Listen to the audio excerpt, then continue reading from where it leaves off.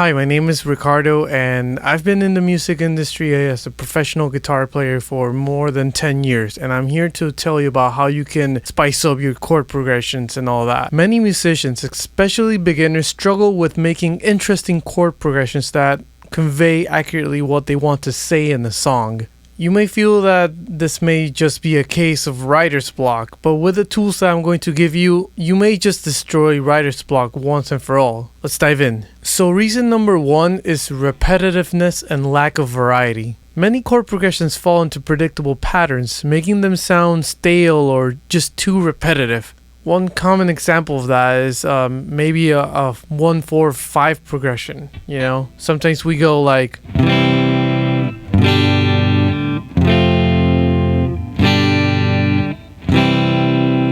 Sometimes people will do this throughout a whole song, and that can get really bland really quick. So a good solution to this is introducing variety in rhythms, inversions, and even the use of extensions to spice up those chord progressions. So for example, if we take that 1-4-5 progression we were talking about earlier,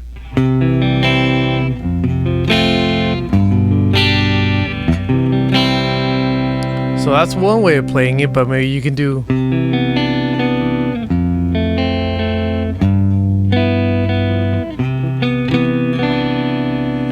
That already sounds pretty different. We're introducing some really cool extensions there. The ninth over at the C major ninth.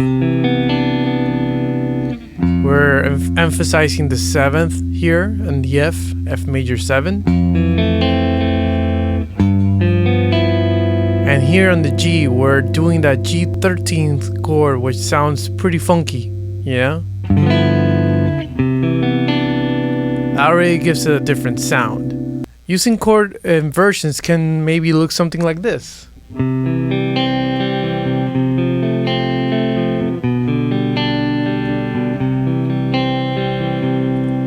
And that already sounds really different and gives it a really different feeling. So reason number two why your chord progressions might be kind of boring is that they lack tension and release.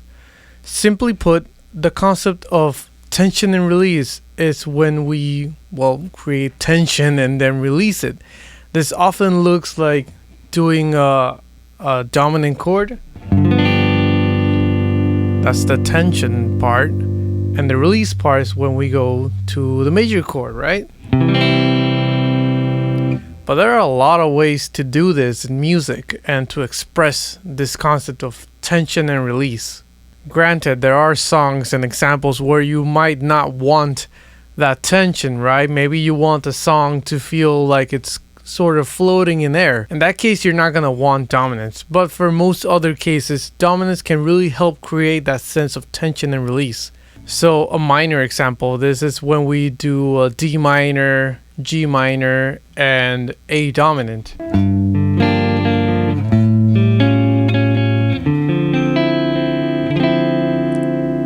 That can sound pretty cool and sexy and interesting depending on the song. Reason number three as to why your chords can be kind of boring sometimes is that you're not really making full use of the full range of colors that we can get in chords. In other words, depending on the context of the song and the style and genre, sticking to triads might make it sound a bit too flat or basic, depending on what you want to say in the song, of course. There's a whole palette of chords out there: minor, major, diminished, augmented, dominant, and so many more that can just add a whole range of emotional colors to your song and can really help illustrate what you're trying to express. And depending on what you want to say, you might want to use one type of chord or color versus the other. So for example, if I want to make a sad song and I'm using a C major, that kind of sounds happy. Maybe that's not the right move for the song. Maybe the minor sounding progression works a bit better.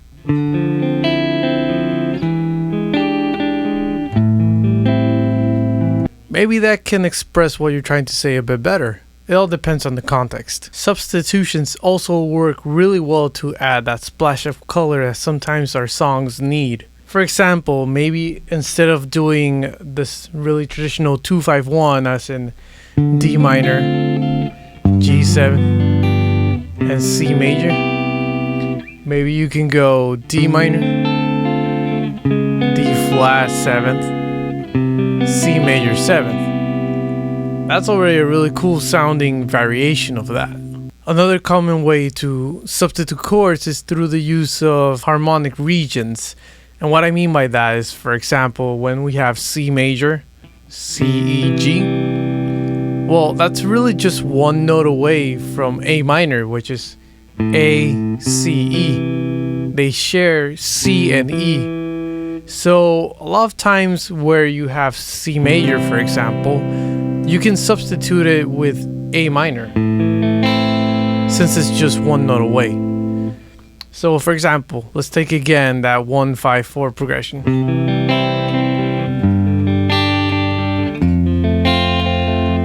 But if I substitute it now,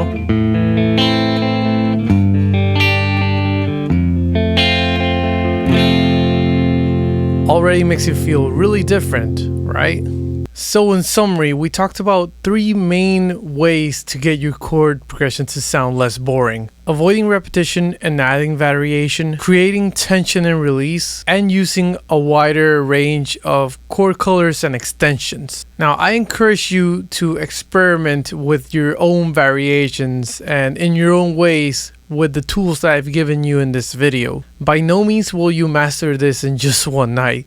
These are kind of complex concepts that do take time to master and fully bring into your music the way that you really want them to. But once you master them, I promise that this will make your music stand out and express more precisely what you want to say in your music. Well, that's it for me today. Please comment below your favorite chord progressions, or if you ever struggle with any of these concepts or anything else in music. And definitely subscribe for more music tips and tricks. See you on the next one.